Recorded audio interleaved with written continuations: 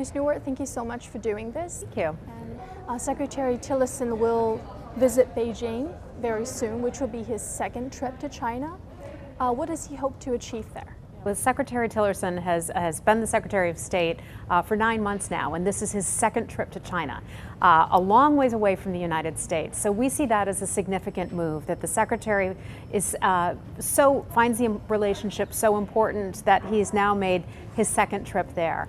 I know on this trip he looks forward to laying the groundwork for President Trump's upcoming trip to China next month. The Secretary will help facilitate that travel. I know the First Lady, Mrs. Trump, is looking forward also to going and joining your First Lady as well. So part of what the Secretary will be doing is talking about that trip and what will take place on that trip, but we'll also talk about some areas of mutual cooperation, and one of those would be North Korea. So that will be a big topic of conversation, along with trade imbalances. I know we just had our Secretary of Commerce, Secretary Ross, over there in China, where he was addressing some of those issues as well. So we have a lot of things that we can talk about. Secretary Tillerson has spoken about the necessity to think forward 50 years about, and a quote here, about the type of relationship the U.S. should have with China. Why does he say that, and how does he categorize that relationship now?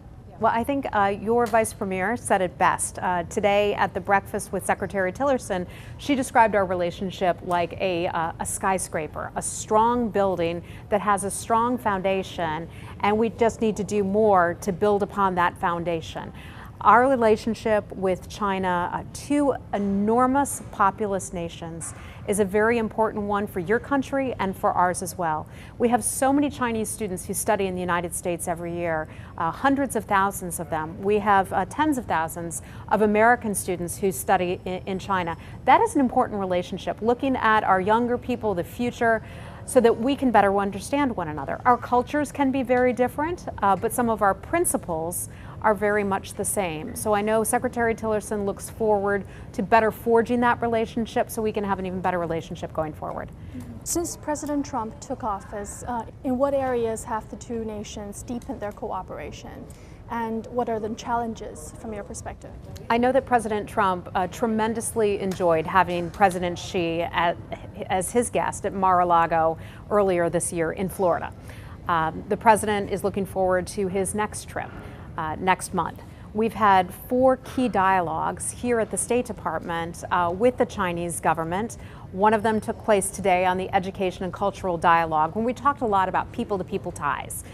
We talked a lot about having more research cooperation when it comes to our health care, looking at pandemics and sharing samples of viruses so that we can better together, China and the United States, work to come up with medical solutions. So there are a lot of areas of mutual cooperation. I would say, though, that the strongest area where we've developed that is the personal relationship. That would be first and foremost, but we've seen some successes and want to thank your country for its efforts on the DPRK.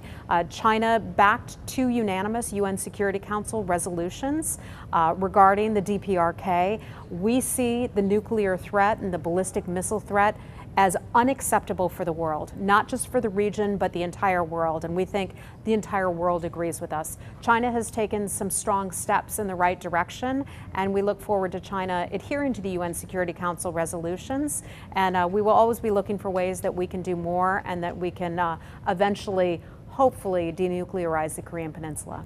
Mm-hmm. There are U.S. think tanks which thinks that when it comes to U.S.-China relations, the Trump administration focuses too much on the DPRK and the trade issues, but lacks somehow an overarching China policy. Do you think they have a point? Well, I think when you have Kim Jong-un shooting off ballistic missiles and frightening the entire world with nuclear tests, that has to come first and foremost, and is an important issue for our two countries to have to talk about and consider. China supported the UN Security Council resolution, so your country certainly recognizes the importance of that matter and trying to bring some stability to, certainly more stability to the region. But our people-to-people ties are strong. That's not changing, it's only improving. But do you think that the Trump administration somehow lacks an overarching China policy in that regard? I think what is most evident about our relationship with China is how much interaction we've had in just 9 months. 2 trips with President Xi, President Trump, and these 4